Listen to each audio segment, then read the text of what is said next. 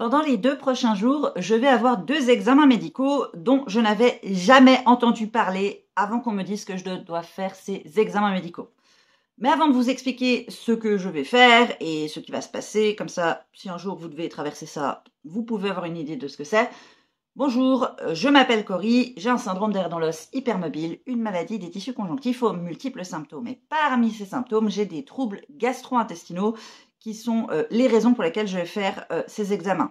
Et si vous vous demandez pourquoi j'ai une casquette et que j'évite de regarder l'écran, c'est parce que j'ai aussi des terribles migraines et que quand je regarde un écran trop longtemps, je suis malade. Voilà, donc on essaie de faire au mieux. Du coup, demain, je vais avoir 2 examens qui sont une manométrie œsophagienne à haute résolution avec impédance et une impédance pH-métrie de 24 heures sans traitement. Ça fait beaucoup de mots compliqués. Je vais essayer de vous expliquer. La manométrie œsophagienne, le but, c'est de voir comment fonctionne mon œsophage. Ils m'ont donné plein de documentation, comme quand j'ai fait ma gastroscopie, et j'ai également dû signer 2 papiers pour chaque examen, signant que je suis OK, je comprends les risques et patati patata. Alors, pourquoi effectuer une manométrie œsophagienne? Ça peut être fait pour des difficultés de déglutition, donc des blocages, des symptômes de reflux réfractaire, avant une chirurgie de l'œsophage, d'une transplantation pulmonaire ou d'obésité, pour mesurer la pression au niveau de l'œsophage et du sphincter, donc le muscle qui relie l'œsophage à l'estomac, pour analyser la contractilité de l'œsophage et si une impédance pH-métrie est demandée par votre examen, donc le cathéter qui passe par la narine et qui va dans l'œsophage et qui reste pendant 24 heures, dans ce cas, une manométrie préalable est nécessaire pour s'assurer le bon positionnement du cathéter. Et comme je vais avoir cette impédance pH-métrie, c'est aussi pour ça qu'on le fait, mais aussi pour voir, parce que j'ai des symptômes de reflux qui ne sont pas traitables avec les médicaments que j'ai pris pendant très très longtemps. Et parfois, j'ai des difficultés de déglutition, mais personnellement, je pense que c'est rien d'autre que des troubles de la proprioception associés à de la fatigue. Au niveau de l'examen, on a une anesthésie locale avec du xylotaïne qui est mis dans les narines, mais ils expliquent qu'il peut y avoir une gêne transitoire au niveau du nez et de la gorge. Il y a donc la sonde qui est introduite par une narine à travers l'œsophage jusqu'à l'estomac. On est en position couchée et ensuite assise et ensuite on avale un petit peu d'eau et du pain. Et l'examen dure 45 minutes au total et ensuite la sonde est retirée en fin d'examen. Et ensuite, comme moi j'aurai une impédance métrie, j'aurai une autre sonde qui sera mise parce que fun.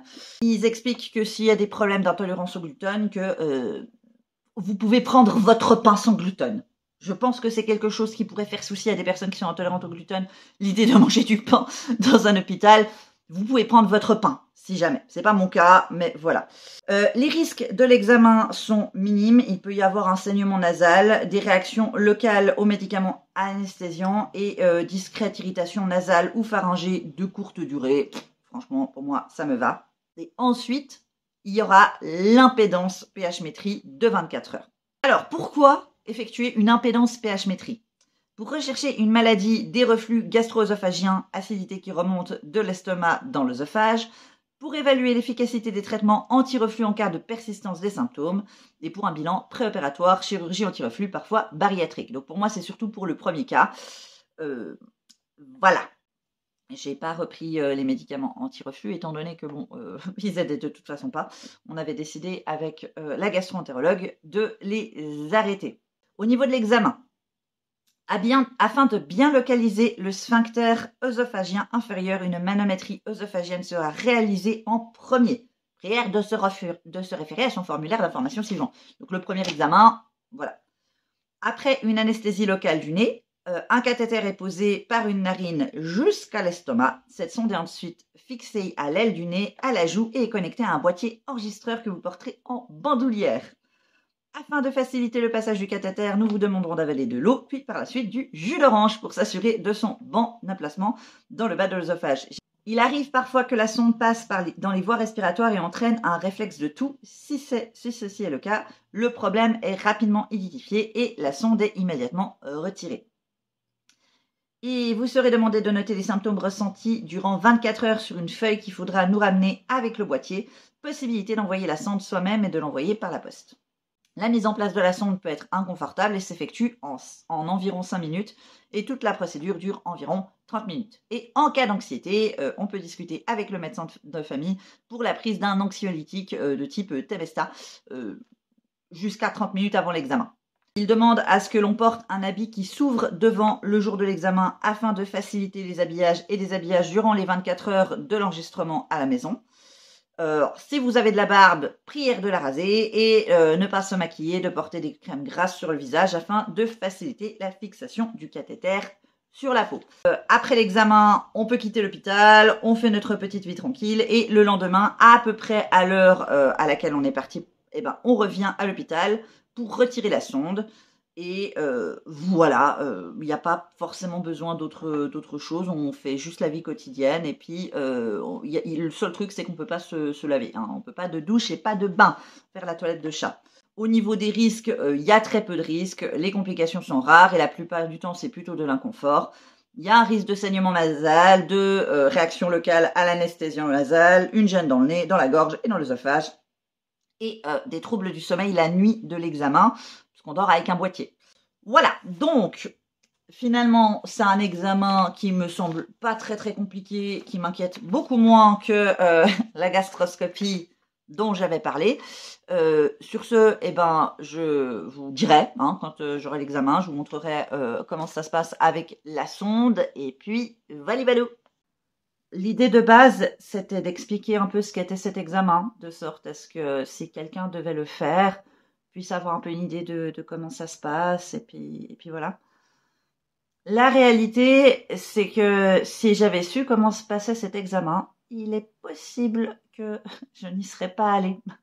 Du coup, je suis plus trop sûre de savoir si j'ai vraiment envie de faire cette vidéo. Qu'est-ce qui est le mieux, de savoir ou de pas savoir au final, en sachant que mon expérience est uniquement mon expérience, que l'expérience de d'autres personnes pourrait être différente. Donc, on va faire au mieux. J'avais 2 examens à faire. Je ne sais pas pourquoi, sur la fin, je me suis finalement dit que le premier examen, ce serait vraiment le truc entre guillemets facile, la manométrie œsophagienne, parce que si je lis le déroulement de l'examen, un cathéter sonde de environ 4 mm de diamètre sera introduit par une narine à travers l'œsophage jusqu'à l'estomac. Ok. Vous serez en position couchée, assise, et vous avalerez de l'eau et du pain. Ok. L'examen dure 45 minutes en total. La sonde est retirée en fin d'examen. Ok. Si une impédance pH-métrie est demandée, une autre sonde sera mise en place. Ok. J'ai été très littérale. J'ai cru vraiment qu'on allait me la mettre. On avait vérifié si ça se passait bien couché, si ça se passait bien assis, si je pouvais boire et manger avec. C'est un peu plus compliqué que ça. La sonde déjà a été difficile à mettre en place parce que je m'en doutais. Personne ne me l'a jamais dit dans l'univers médical, mais je connais mon corps et je vois mon nez tous les jours depuis très longtemps. Je suis persuadée que j'ai une déviation de la cloison nasale. Ça a été confirmé. Ça a été confirmé quand la sonde ne voulait pas passer. Ils ont dû forcer. À la rigueur, ça, j'ai pas de souci. Eux ont été plus inquiets que moi, je crois. Parce que apparemment, les 3 ont entendu un énorme crack et ils ont tous tiré une gueule de 6 pieds de long. Ils étaient « Oh, désolé, je déteste que ça fait ça, là. » J'ai pas entendu le crack, personnellement. Mais apparemment, ils ont dû y aller. C'est très gênant. Et vraiment, on le sent fortement et dans le nez, mais surtout, moi, mon problème, c'est dans la gorge. Et il y a un truc que je déteste, c'est être le patient chiant. Être le patient qui n'arrive pas à coopérer et à faire ce qu'on lui dit. Et la peur, du coup, de ce que ça pourrait impliquer, à savoir des violences médicales. J'imagine qu'ils ne verront jamais cette vidéo. Mais je remercie vraiment l'équipe médicale qui était là pour faire cette procédure qui a été vraiment très difficile, physiquement et psychologiquement. Mais ils ont été géniaux. Je me suis pas sentie jugée mal, j'ai été respectée en tout point, pour tout. Vraiment, voilà. Et si on n'aurait pas pu continuer, je n'aurais pas été forcée. Je pense pas que j'aurais été gaslightée pour ça. Vraiment, ils ont été vraiment tous géniaux. Et j'ai été genrée correctement. Ce qui est toujours extrêmement apprécié, particulièrement dans ces moments-là. Mais ce qu'il s'est passé, c'est que ça a été très difficile. À un moment donné, trigger warning hémétophobie. Aller à ce timelapse pour passer l'étape très très compliquée.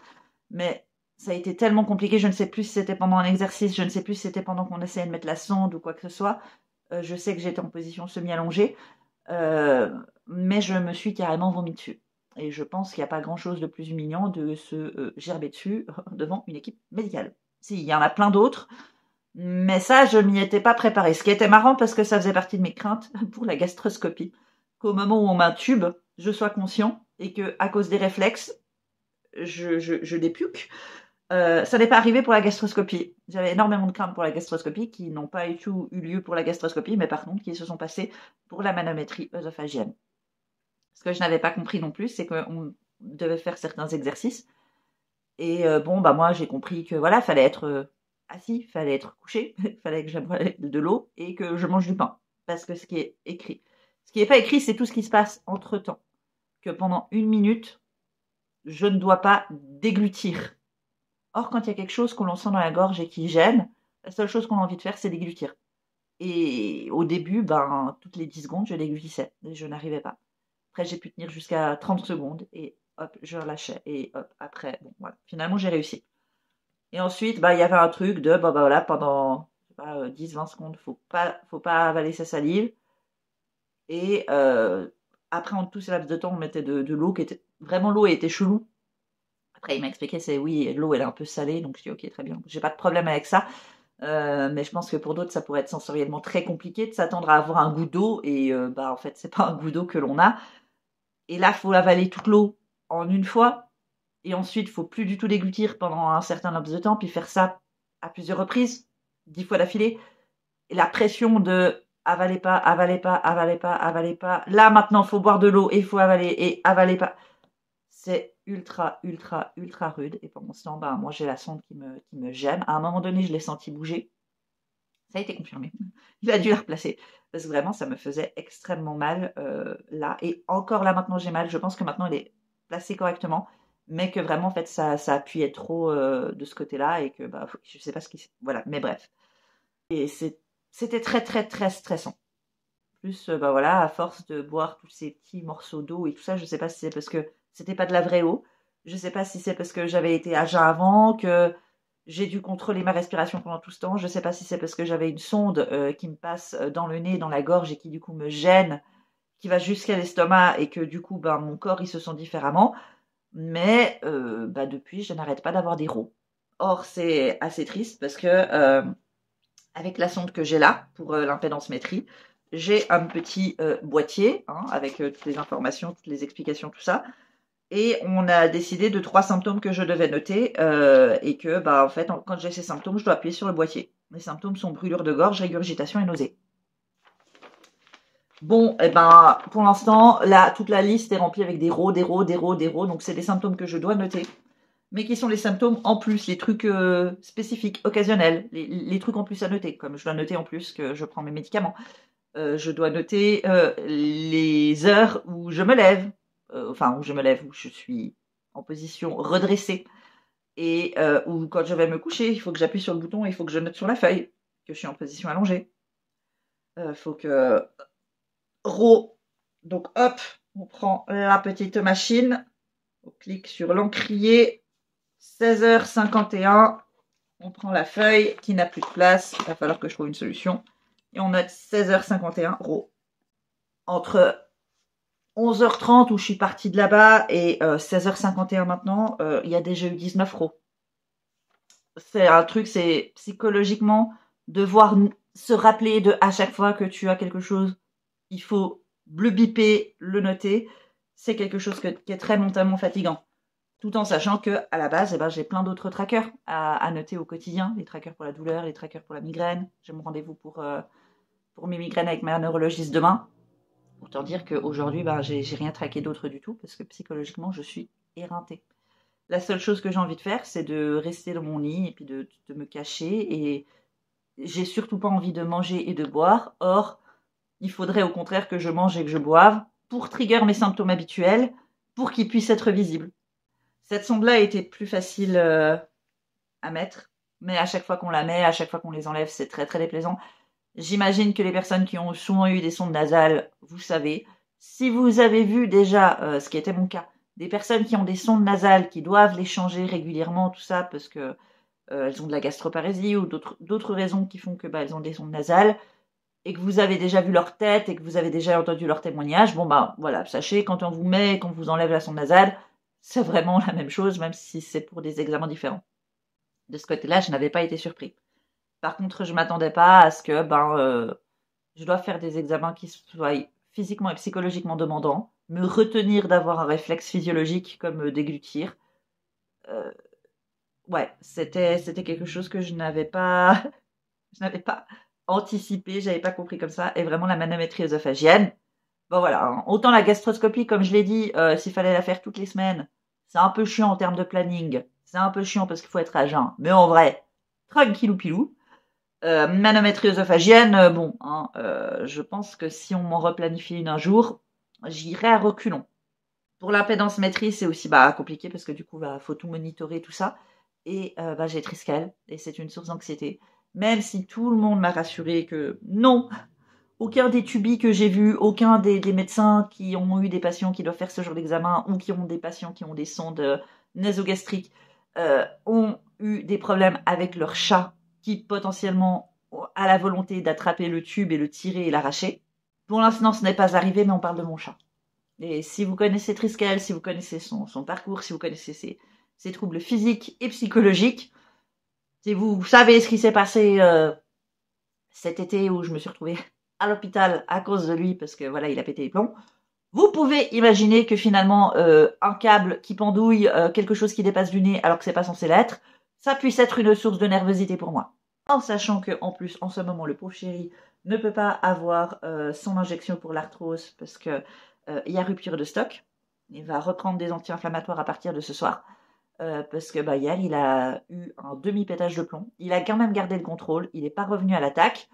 Mais autant dire que j'ai un nouveau bloc sur le mollet. Ce qui est quand même extrêmement drôle, c'est qu'il s'attaque tout le temps à la jambe gauche et que je commence à avoir pas mal de problèmes de type neuropathique à cette jambe gauche avec des sensations électriques, tout ça, qui sont devenues chroniques à la jambe gauche.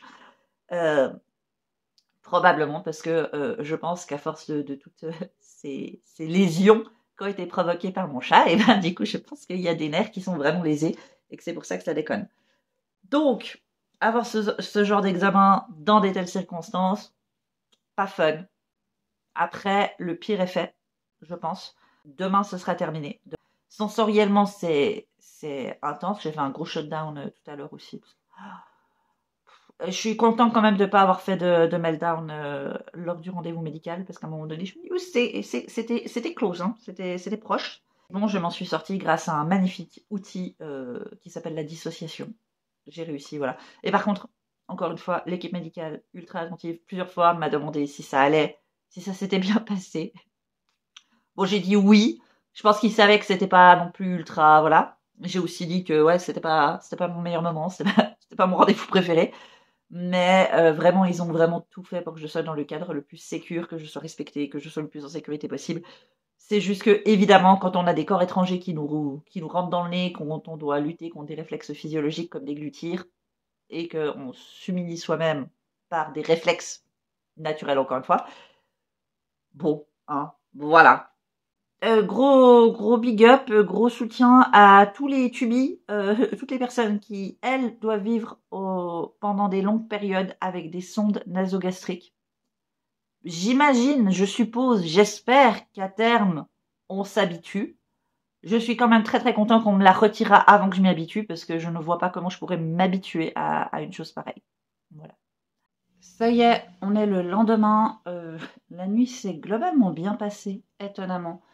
Il y a juste eu un moment donné où Triskel a commencé un peu à être lui-même. Ça a été un petit peu compliqué du coup. Mais ça n'avait pas grand-chose à voir avec le tube. Il y a un moment donné aussi où il trouvait ça intéressant. Et puis il voulait jouer avec et je lui ai dit non. Et c'est bon, tranquille. Donc ma plus grosse crainte de me faire arracher le tube par mon chat instable psychologiquement ne s'est pas réalisée. Au niveau après de l'examen, j'ai vraiment très très fort l'impression qu'en fait ça ne va pas révéler ce qu'on cherche à révéler, à savoir au niveau de l'acidité, ce genre de choses. J'ai l'impression franchement que mes symptômes ont été vachement cool en termes de remontée acide, ou peut-être c'est parce que j'ai quand même tellement d'irritation et de mal à la gorge suite à tout ce process que du coup je sais plus la différence. Possible aussi. Mais par contre, les rots qui n'étaient pas du tout dans les 3 symptômes à traquer, la feuille est pleine. Enfin, même qu'elle est plus que pleine, c'est que j'ai dû prendre une autre feuille et on commence à faire du recto verso. Voilà, Triskel. Donc voilà, en plus de ça, j'ai mon rendez-vous avec la neurologiste ce matin. On espère qu'on pourra trouver un terrain d'entente sur mon parcours médical par rapport à mes migraines, parce que ça aussi c'est un truc que je ne supporte plus trop.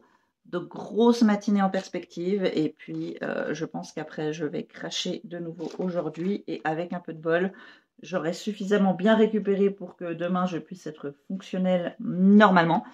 Et sinon, eh ben, je continuerai d'envoyer chier tout le monde, comme je l'ai fait la veille, et comme je le ferai probablement aujourd'hui. Voilà!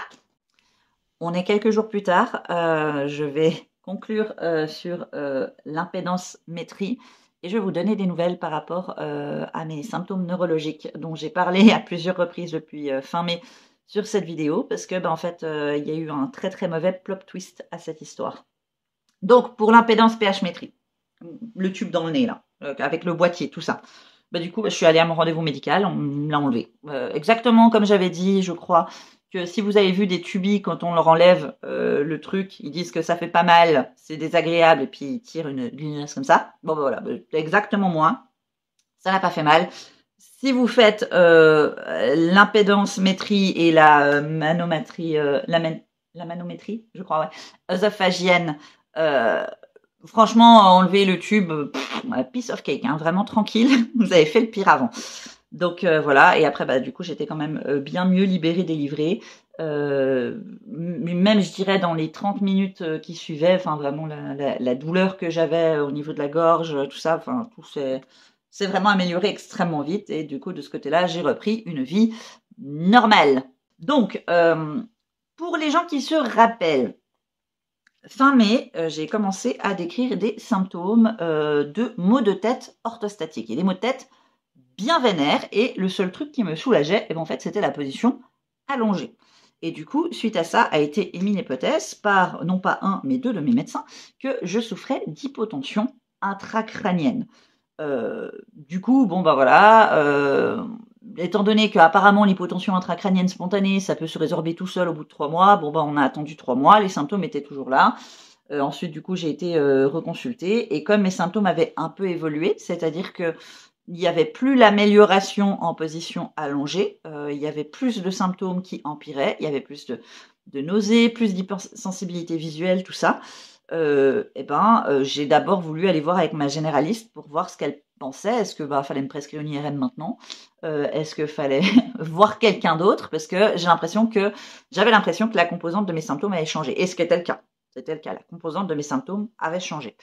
Du coup, elle m'a envoyée chez une neurologue qui, sur la base d'un examen clinique, ce que je décrivais et le fait que j'ai un soulagement léger avec du thé matcha, qui est la 3e possibilité de boisson contenant le plus de théine, caféine qu'on pouvait me proposer. Les autres alternatives étant les boissons hyper caféinées et le café, que je ne supporte pas.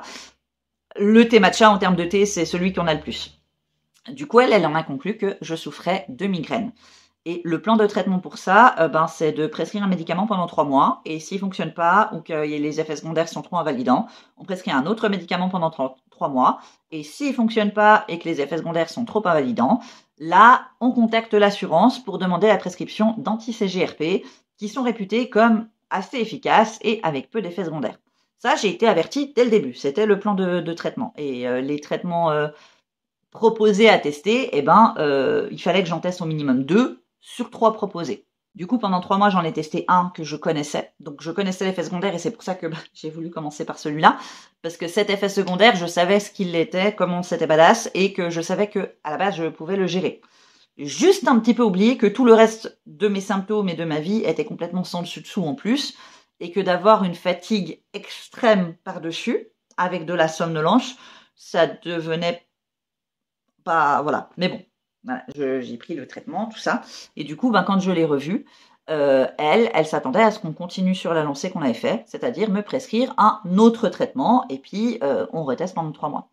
Le truc, c'est que bah, j'ai pas mal réfléchi et sur la base de mes symptômes, de mes recherches, de discussions avec certaines personnes, de mon côté très analytique, à faire des tableaux Excel avec les symptômes fréquents de certaines pathologies, si je les ai, si je les ai pas, et quels pourraient être les différentiels pour les expliquer.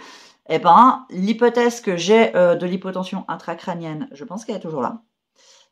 Je pense que j'ai des migraines. Ça, c'est sûr, en fait. C'est même sûr parce que elle me l'a confirmé. Il est possible d'avoir des migraines avec aura, mais sans maux de tête. Or, ça, j'ai ça depuis longtemps. Je croyais que c'était juste des troubles sensoriels parce qu'il y avait les problèmes visuels et de la nausée associée. Mais j'avais pas de maux de tête, donc du coup, pour moi, c'était pas des migraines. Mais visiblement, ça fait des années que je suis migraineuse, j'étais juste pas au courant.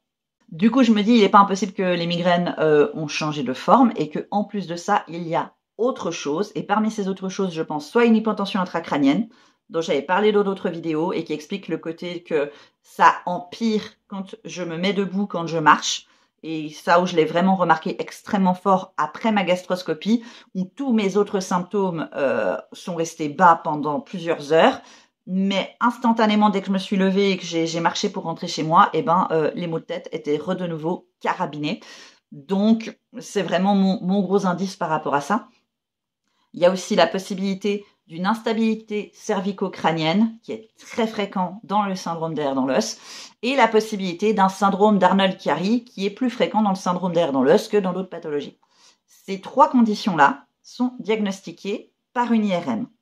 Du coup, vu mes symptômes, vu l'intensité de mes symptômes, eh ben je me dis que franchement, me prescrire une IRM juste pour être sûr que j'ai pas un de ces 3 trucs et puis qu'on n'est pas en train de me donner des traitements soit qui ne fonctionnent pas parce qu'on n'est pas en train de traiter la bonne chose, soit dont l'efficacité pourrait être masquée parce qu'il y a une autre condition qui a certains symptômes pareils, qui va me donner l'impression peut-être que, il y a peut-être moins de migraines ou de maux de tête si je suis en position allongée ou des trucs comme ça, mais il y a peut-être tout le reste encore et que du coup ça pourrait masquer l'efficacité des traitements.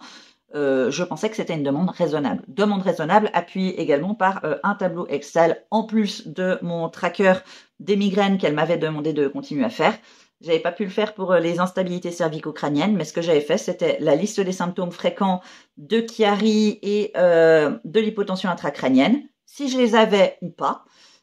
Et il y a une liste différentielle où je donnais un peu plus de détails de comment je les expérimentais, si ça pouvait donner des indices sur c'est peut-être pas ça, c'est peut-être autre chose, et les hypothèses de différentiel que ça peut être. Si je prends l'exemple des maux de tête, les maux de tête, ça peut être des maux de tête, ça peut être des migraines, ça peut être l'hypotension intracrânienne, ça peut être plein de trucs. Donc du coup, le mal de tête n'est pas spécifique et du coup, dans la catégorie différentielle, j'ai mis toutes les hypothèses qui pourraient expliquer ce symptôme-là. Du coup, elle n'a même pas regardé mon tableau, elle a juste décrété que non, elle n'était pas d'accord avec moi. Elle était là pour traiter des céphalées, donc elle ne parlait plus du tout de migraine à cette deuxième consultation, alors que la première fois elle l'avait mentionné, et que dans son rapport de la première fois elle l'avait mentionné. Là, elle ne parlait que de céphalées. Qu'elle pensait que je faisais de la mauvaise médecine et qu'elle ne prescrit pas des IRM pour faire plaisir aux patients. Donc, j'étais extrêmement déçue. Le seul côté positif de ce rendez-vous, c'est que malgré tout, mon tableau et la liste, le tracker de mes symptômes, elle les a scannés. C'est-à-dire qu'elle a les informations. Elle n'a pas voulu les regarder durant notre rendez-vous. Elle disait « j'entends bien, patati patata », mais voilà, il y avait un côté très... le mais à chaque fois. Il y avait un côté très invalidant des symptômes, même si elle disait « je n'invalide pas vos symptômes », mais à part dire que selon elle, c'est pas le cas, elle n'était pas capable, enfin, elle ne m'a pas expliqué pourquoi. Et voilà, donc pour moi, c'était juste du gaslight pur et dur. Elle avait l'air étonnée que je parle d'hypotension intracrânienne en disant que oui, mais ça avait déjà été mentionné par des médecins avant. Elle m'a dit « mais par qui ?» Du coup, retournez voir ces médecins. Elle avait l'air étonnée comme si c'était la première fois qu'elle en entendait parler et du coup ce que j'avais fait c'est que j'avais été revérifier la lettre où j'ai été adressée chez elle où effectivement l'hypothèse de l'hypotension intracrânienne avait déjà été mentionnée, donc elle savait, logiquement elle avait peut-être oublié, mais ça avait été noté clairement que c'était une hypothèse initiale, que maintenant on n'était plus trop sûr et que c'est pour ça que j'allais la consulter. Et du coup elle m'a dit que dans ce cas-là j'avais qu'à retourner voir les médecins qui avaient fait l'hypothèse de l'hypotension intracrânienne et que du coup je devais aller voir avec eux pour l'IRM et que si un jour j'avais envie de reconsulter avec elle pour des céphalées, et bah du coup je pouvais l'avoir. Du coup je suis sortie de là-bas en espérant avoir une IRM, j'avais pas mon IRM et le plan de traitement, de tester un autre médicament, tout ça du coup bah comme je crois qu'elle était un peu agacée que je remette en question son jugement, elle ne m'a même pas proposé est-ce que vous voulez quand même essayer un nouveau traitement ou pas, donc voilà c'est le point mort. Donc voilà, c'est un peu compliqué. J'ai recontacté mon médecin spécialiste du CED, qui est le premier à avoir mentionné l'hypothèse de l'hypotension intracrânienne, en lui expliquant ce qui s'était passé, en lui expliquant mes symptômes actuels, en lui envoyant mon super tableau, qui est en fait vraiment pas très très super, parce que j'ai pas le temps de faire mes tableaux tout bien jolis, tout... Ce qui est très très douloureux pour moi, parce que j'ai un peu une passion pour les tableaux Excel. Je suis très très triste. Donc, du coup, voilà. Et ensuite, eh ben, sur la base de toutes ces informations, si lui, il me dit que effectivement, il ne pense pas que c'est assez spécifique pour demander une IRM, il n'y a pas de souci. Je lâche l'affaire. Le truc où je suis extrêmement frustrée, c'est que, ben, en fait, elle n'a pas fait l'effort d'écouter et de regarder. Donc, du coup, bah, je ne suis pas convaincue, en fait, que ça n'en va pas la peine. Tandis que ce médecin-là, je sais que, bah, lui, il va vraiment prendre le temps de regarder les informations, de réfléchir, de voilà. Et bah, du coup, bah, si lui aussi il pense que bah, ça ne vaut pas la peine, ça vaut pas la peine. Ou s'il pense que c'est pas à lui de prendre cette décision et qu'il faut que j'aille voir un autre spécialiste, il m'enverra chez un autre spécialiste. Le problème, c'est que bon, moi je souffre de ces symptômes-là depuis fin mai et nous sommes mi-novembre et je déconditionne de plus en plus. La vie, est difficile de trouver du bonheur dans la vie en ce moment parce que des activités qui me distraient, qui m'apportent du bonheur, de la joie, tout ça, patati patata, j'ai recommencé à les faire hein, parce que j'en ai besoin un peu psychologiquement parce que sinon franchement vivre uniquement pour souffrir, merci bien. Mais par contre je le fais toujours en payant un prix. Donc oui, je suis de nouveau un peu plus actif sur TikTok en côté militant pour aider la cause palestinienne parce que c'est quelque chose qui me tient à cœur, parce que voilà, c'est compliqué. Mais physiquement, j'en paye le prix. Oui, des fois, je vais regarder des TikTok ou des vidéos ou des trucs comme ça, et physiquement, j'en paye le prix. J'en suis littéralement malade. Donc, c'est d'ailleurs pour ça que je réponds plus aux commentaires généralement, patati patata. Par contre, par rapport à ça, merci pour les gens qui font des commentaires, tout ça, parce que je les lis quand même. Je réponds pas parce que c'est du temps où je suis en train de regarder l'écran intensément et bah du coup ça trigger mes symptômes. Donc j'essaie de limiter quand même, mais ça me touche. Merci à toutes les personnes qui continuent de me soutenir parce qu'il y en a et je vous vois et vous êtes tout le temps les mêmes. Donc merci beaucoup. Mais ouais, la situation est un petit peu désespérante. Donc nous verrons. Pour l'instant, voilà, on ne sait pas ce que c'est. On n'a pas de truc clair. Je pense personnellement que le diagnostic de migraine n'est pas erroné, mais qu'il y a autre chose en plus. Et on verra. Et à la rigueur, je pense sincèrement qu'une IRM, même si elle ne montre rien, bah comme ça pourrait me rassurer. Je me dis, ok, on n'est pas en train de perdre encore 3 mois, 6 mois, 9 mois à chercher des choses. Et en fait, eh ben, j'ai complètement autre chose et que cette autre chose peut être traitée différemment. Voilà. Donc, affaire à suivre. C'était une semaine extrêmement éprouvante. C'est un peu compliqué en ce moment. On fait au mieux.